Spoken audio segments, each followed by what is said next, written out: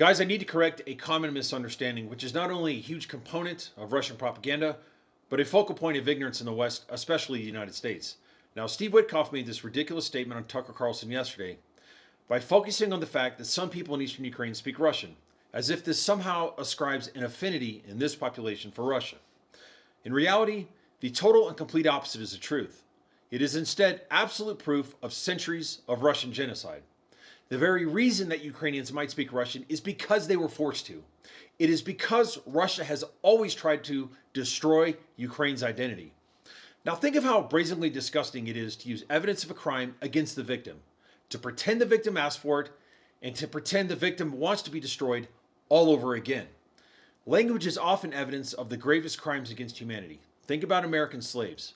Martin Luther King recognized that when Africans were ripped from their homes and cast into chains, they were also forced to speak the white man's language, English.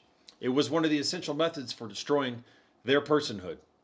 Now imagine, just imagine, we said that the fact African Americans speak English today in the United States means they wanted to be slaves and that they still want to live on a plantation right now.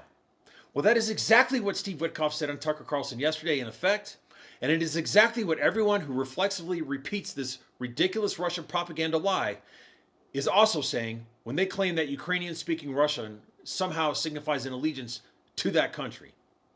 The fact that any Ukrainian speaks Russian compels the conclusion that we must militarily defeat Russia in this war and permanently remove them from not only eastern Ukraine, but the entire country, and end the historic crime of Russian violence, genocide, and interference in political life.